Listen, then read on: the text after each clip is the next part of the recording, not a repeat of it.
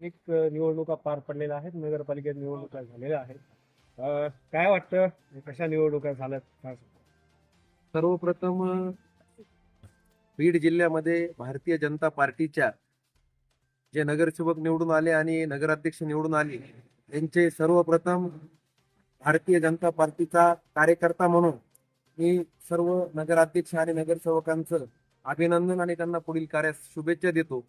आणि हे यश महाराष्ट्र राज्याचे लोकप्रिय मुख्यमंत्री आदरणीय देवेंद्रजी फडणवीस साहेब, आमच्या नेत्या पर्यावरण मंत्री पंकजाताई मुंडे, माझे नेते महाराष्ट्र राज्याचे मत्स्य व विकास बंदरे मंत्री नितेजी राणे साहेब, बीड जिल्ह्याचे लोकनेते सुरेश अण्णा धस यांच्या नियोजनबद्ध कार्यक्रमामुळे भारतीय जनता पार्टीला या बीड जिल्ह्यामध्ये चांगल्या प्रकारचं यश आलेलं आहे आणि त्या सर्वांचं मी अभिनंदन करतो. भैया, तुम्ही भाजपमध्येच असून भाजपच्याच उमेदवाराला टाळण्यात आलेला आहे. तुम्ही उमेदवार होतात, तुम्हाला देखील या निवडणुकीमध्ये टाळण्यात आलेलं आहे. काय वाटतं? मी आदरणीय नितेजी राणे साहेब यांचा कार्यकर्ता आहे, मी पंकजाताई मुंडे यांचा कार्यकर्ता आहे आणि मी मराठा समाजाचा कार्यकर्ता आहे. मी एक आंदोलक म्हणून सतत रस्त्यावरती असणारा सर्वसामान्य कुटुंबातील कार्यकर्ता आहे.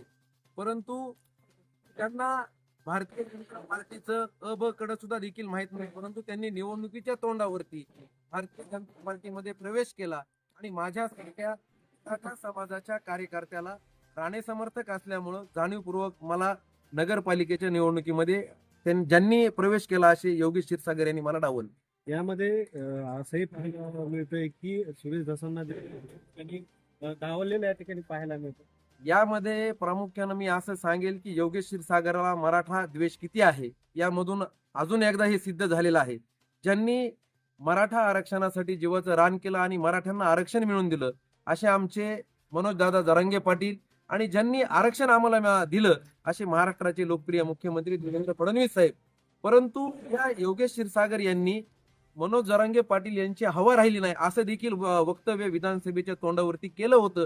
आणि आज भारतीय जनता पार्टीमध्ये आल्यानंतर आमच्या बीड जिल्ह्याचे लोकनेते, भारतीय जनता पार्टीचे आमदार, जे बीड जिल्हा निवडणूक प्रमुख आहेत सुरेश अण्णा धस, यांचा फोटो आणि नाव घेण्याचं त्यांनी वारंवार टाळलं आणि याचा नक्कीच फटका या बीड जिल्ह्यामध्ये भारतीय जनता पार्टीला बसलेला.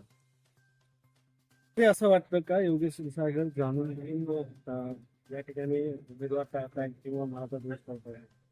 योगेश क्षीरसागर हा मराठा दिवशी आहे हे आता सिद्ध झालेले, हे नवीन सांगण्याची गरज नाहीये. कारण माझ्यासारखा मराठा समाजातील कार्यकर्ता आणि बीड जिल्ह्याचे लोकनेते आदरणीय सुरेश अण्णा धस यांचा फोटो जाणीवपूर्वक टाळणं, त्यांना प्रचार यंत्रणेमध्ये न बोलवणं म्हणजे योगेश क्षीरसागर किती मराठा दिवशी आहे आणि त्याला मराठ्यांविषयी कसलीही कळकळ नाहीये, काय त्याला मराठ्यांविषयी काहीच प्रेम नाहीये. त्याच्यामुळे येणाऱ्या दिवसामध्ये मराठा समाजाची ताकद त्याला निश्चितच येणाऱ्या काळामध्ये दिसणार आहे आणि बीडकरांनाही दिसलेला आहे की योगेश क्षीरसागर हा किती मराठा दिवशी आहे.